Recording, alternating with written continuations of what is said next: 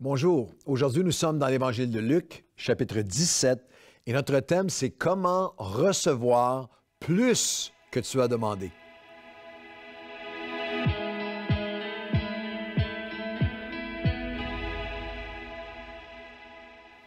Bon matin à tous et bienvenue aujourd'hui à ce café matinal. Nous traversons les évangiles chapitre par chapitre, avec un café matinal par chapitre. L'évangile de Matthieu de Marc est déjà là, l'évangile de Luc. Nous sommes rendus au chapitre 17 aujourd'hui.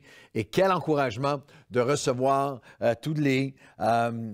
de recevoir les courriels de plein de gens qui me disent « Je découvre les évangiles comme je n'avais jamais découvert auparavant. » Des gens qui, même, j'étais assez ému de lire des témoignages de personnes, même de chrétiens de longue date, qui me disaient « Je n'arrivais pas à avoir un temps de dévotion de manière régulière, un temps avec Dieu. » Mais maintenant, avec les cafés matinaux, le café matinal me propulse. Il y a quelqu'un qui m'a écrit, le café matinal me donne une rampe de lancement à chaque fois pour aller dans un temps de prière sur lequel je peux. C'est ça notre intention. Alors aujourd'hui, nous sommes dans Luc chapitre 17 et notre thème, c'est pour recevoir encore plus que ce que tu as demandé. Mon but aujourd'hui est de vous donner accès à une catégorie, un groupe de croyants qui, selon Jésus, est un 10 %. Il y a 90 % qui manquent cette vérité biblique, qui y échappent, qui n'entrent pas dans cette dimension. Et si je peux vous y conduire aujourd'hui, vous allez trouver un accès pour recevoir encore plus que ce que vous avez demandé. Vous savez que la parole de Dieu nous dit dans Éphésiens chapitre 3, les versets 20 et 21, « Or, à celui qui peut faire par la puissance qui agit en nous, infiniment au-delà de tout ce que nous demandons ou pensons. » Ce n'était pas seulement une promesse pour les disciples à l'époque, il y a 2000 ans. Le verset 21, « Infiniment au-delà de tout ce que nous pouvons demander ou penser, à lui, la gloire, soit la gloire dans l'Église, parmi le peuple de Dieu, en Jésus-Christ, dans toutes les générations, au siècle des siècles. » Et vous pouvez dire « Amen ». Je dis « Amen », qu'il en soit. Il en sera fait ainsi. Alors, il y a cette promesse que Dieu veut faire au-delà de tout ce qu'on peut imaginer, penser ou même demander. Et la question, c'est comment? Comment l'activer, cette promesse? Comment actualiser? Comment la posséder? Alors, mon but aujourd'hui est de vous faire entrer dans cette dimension. Alors, combien, où vous allez avoir plus que même ce que vous avez demandé, plus que ce que vous avez demandé avec Dieu, de bénédiction, de guérison, de grâce, de paix, de sa faveur, de sa présence, sa bénédiction sur vous. Alors, êtes-vous intéressés? Combien d'entre vous désireraient entrer dans une dimension où j'ai même plus que ce que j'avais demandé? Alors, on va lire un texte magnifique ensemble dans Luc chapitre 17, notre chapitre aujourd'hui, à partir du verset 17 où nous lisons. « Jésus se rendant à Jérusalem passait entre la Samarie et la Galilée. Comme il entrait dans un village, 10 lépreux vinrent à sa rencontre. Se tenant à distance, ils élevèrent la voix et dirent, « Jésus, Maître, aie compassion de nous. » Aie pitié de nous, le mot est mieux traduit, je crois, compassion. Que toute ta miséricorde, ta compassion puisse se manifester envers nous. Dès qu'il les eut vus, il leur dit, « Allez vous montrer au sacrificateur. » Et pendant qu'ils y allaient, il arriva qu'ils soient guéris. Wow! L'un d'eux, 1 sur 10, l'un d'eux se voyant guéri, revint sur ses pas, glorifiant Dieu à haute voix. Il tomba sur sa face aux pieds de Jésus et lui rendit grâce, lui fut reconnaissant, lui dit merci. Et les 9 autres, alors Jésus prenant la parole, dit, « Les 10 n'ont-ils pas tous été guéris? Et les 9 autres, où sont-ils?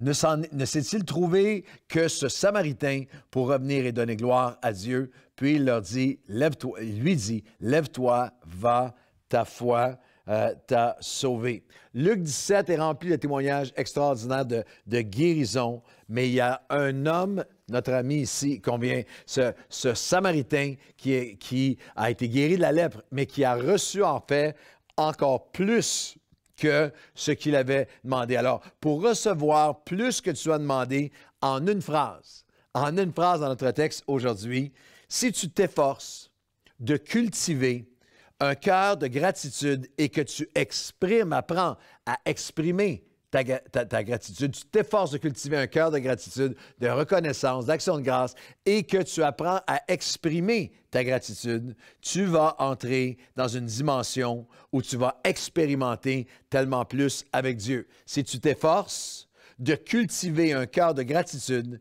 et que tu exprimes ta gratitude, tu vas entrer dans une dimension où tu vas expérimenter encore plus avec Dieu que ce que tu avais demandé.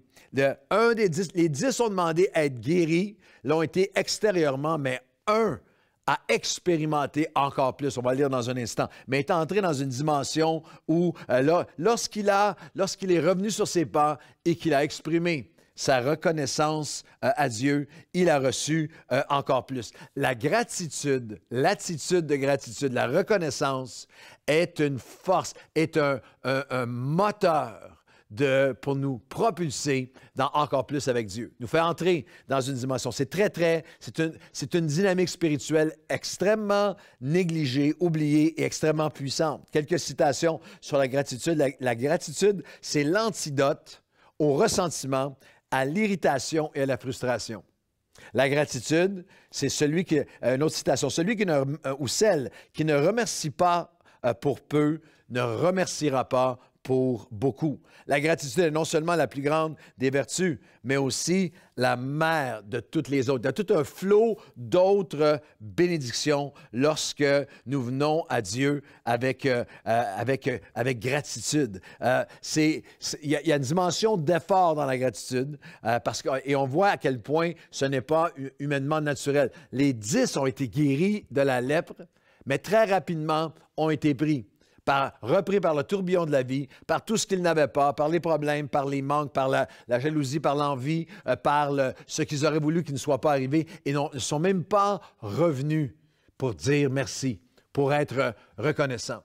Il y a énormément, dans chacun d'entre nous, il y a ce combat, mais il y a énormément de croyants qui sont avec les 9. Il y a seulement, selon Jésus, un 10 une personne sur 10 qui entre dans cette dimension de gratitude. La question, c'est dans quel groupe es-tu? Dans quel groupe es-tu? Es-tu dans le groupe de ceux qui sont juste pris dans l'ingratitude, la non-reconnaissance, ce que je n'ai pas, ce que je pensais avoir, ce que j'ai perdu, ce que je croyais? Ou es-tu dans cette dynamique? C'est tellement cette dynamique d'un cœur qui cultive la reconnaissance envers Dieu. Nous sommes tellement rapides à nous plaindre, mais lents à la gratitude, au merci, au remerciement, à l'action de grâce envers Dieu, envers lui en premier, bien sûr, mais aussi envers les gens qui nous entourent, envers notre conjointe, nos enfants, nos petits-enfants, nos amis, des amis avec nos collègues, envers notre nation, notre gouvernement, envers notre mode de vie, notre qualité de vie, envers les bénédictions passées de Dieu, envers aussi, littéralement, la famille de Dieu, notre entourage chrétien, envers notre Église, envers le ministère, envers nos pasteurs, envers l'équipe pastorale. Il y a plusieurs études après études. Les psychologues nous rappellent que c'est même, et ceux qui sont experts à étudier le comportement même du cerveau humain, que le cerveau humain retient, et vous savez que c'est vrai, retient tellement plus facilement et longtemps les mauvaises expériences que les bonnes. C'est vraiment quelque chose qui est prouvé scientifiquement. Alors, la phrase est simple. Si tu t'efforces de cultiver un cœur de gratitude et que tu apprends à exprimer la gratitude, tu vas entrer et expérimenter une plus grande mesure de bénédiction de Dieu. La première étape, c'est que si tu t'efforces de cultiver un cœur de gratitude, il y a une réalisation. Ça doit être intentionnel. Ça doit être quelque chose parce que tu comprends le principe, il y a toute une démarche qui est faite. On nous dit que cet homme a fait plusieurs pas. L'un d'eux, se voyant guéri, il est revenu sur ses pas. Peut-être que tes pas ont été des pas d'ingratitude, des pas que ça va trop vite, des pas de ma tête, mes yeux, ma bouche, mon cœur rempli de ce que je n'ai pas, de ce qui m'a été enlevé, de ce que je trouve injuste, de ce qui est en retard, de ce qui me déplaît, me déçoit dans les gens autour de moi ou dans ma situation. L'un d'eux, se voyant guéri, est revenu sur ses pas. C'est l'effort nécessaire. Nous devons revenir sur nos pas et il a glorifié Dieu à haute voix. Il est tombé sur sa face aux pieds du Seigneur et il a rendu grâce. Jésus pose la question, les questions à lesquelles il connaît déjà les réponses. Jésus, prenant la parole, leur dit, « Hey, les 10 n'ont-ils pas été guéris? » Oui, ils l'avaient été. Où et les 9 autres, où sont-ils? Nous avons reçu de Dieu et nous devons reconnaître, avoir une intentionnalité, un effort, reconnaître le besoin de donner gratitude à Dieu pour ce qu'il a fait pour nous. Reconnaître, est-ce que la parole de la question de Jésus est encore pour toi et moi? Les 10 n'ont-ils pas été guéris? Oui. Nous avons tous des raisons d'être reconnaissants, de gratitude. Votre attitude de gratitude va déterminer votre altitude spirituellement. Le manque de gratitude empoisonne tout le reste, empoisonne tout. Mais la gratitude vient donner vie. Ça prend une intentionnalité, un effort même continu. Il est tellement plus facile. Nous n'avons pas besoin d'efforts pour être ingrats, pour continuer notre chemin, pour être avec les 9, pour les 9 qui ont murmuré, critiqué, maugré, jalousé, envié, oublié ou simplement négligé, de revenir à Dieu avec reconnaissance. Chacun d'entre nous, il est étonnant de voir le nombre d'occasions que nous avons, où j'ai moi-même, où je peux choisir la gratitude au lieu de me plaindre. Il y a cette dynamique si tu veux avoir plus que ce que tu as demandé avec Dieu, aller plus loin, recevoir plus, avoir accès à un flot de bénédiction, ça passe par la gratitude. Tu t'efforces de cultiver un cœur de gratitude et tu apprends à exprimer ta gratitude. Le verset 15 nous dit, l'un d'eux, se voyant guéri. Il faut que tu prennes le temps de voir ce que Dieu a fait, de voir comment Dieu t'a comblé, de voir les belles choses, de voir les bonnes choses, de voir, se voyant guéri, revint sur ses pas en glorifiant Dieu à haute voix. Il y a des étapes, il y a un processus à apprendre à exprimer notre gratitude à Dieu.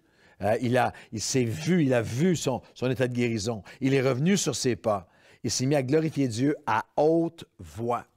S'est mis à dire, et s'est jeté à genoux devant le Seigneur. Il tomba sur sa face aux pieds de Jésus et lui rendit grâce.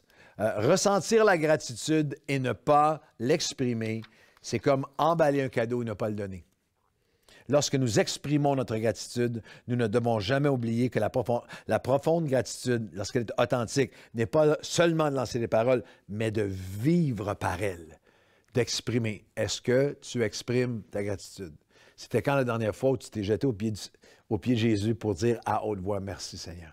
Je te remercie, je m'arrête pour te donner gratitude, action de grâce, reconnaissance. C'était quand la dernière fois où tu as exprimé. La gratitude est un processus. La gratitude qui est non exprimée, la gratitude silencieuse. La vraie gratitude, elle est vocale, elle est focalisée. La gratitude silencieuse n'aide personne, ne soutient personne, n'encourage personne.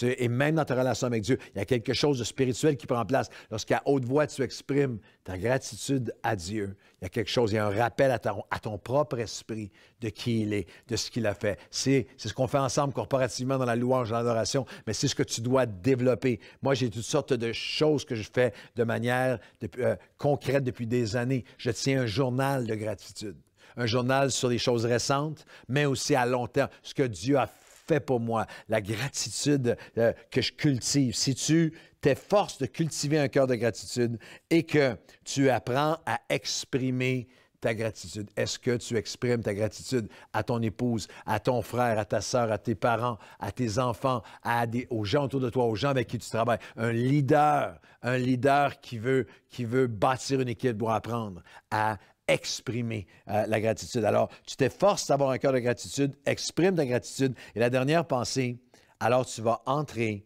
dans une dimension où tu vas expérimenter tellement plus avec Dieu.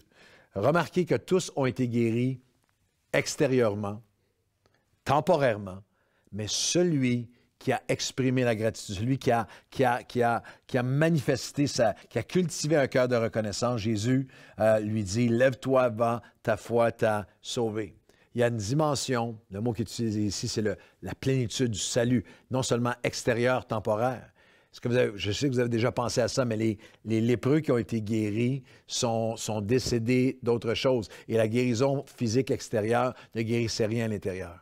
Mais si tu cultives un cœur de gratitude, de reconnaissance, il y a non seulement une guérison extérieure, mais il y a une œuvre intérieure qui prend place. Il y a une œuvre de guérison intérieurement. Il lui dit, lève-toi. Nous allons nous relever de nos épreuves avec un cœur de gratitude. Nous allons être capables de nous sortir de cette pandémie pour vrai. Non seulement en sortir parce que on commence à en émerger, mais sortir la pandémie de nous, les frustrations, les colères, avec un cœur de gratitude, avec un cœur de reconnaissance. Alors aujourd'hui, je veux qu'on s'arrête ensemble aux pieds du Seigneur Jésus. Et Seigneur, nous ne serons pas parmi les 9, parmi le 90 %, parmi la masse qui ont été bénis de toi, qui ont reçu de toi, mais n'ont pas su cultiver un cœur reconnaissant.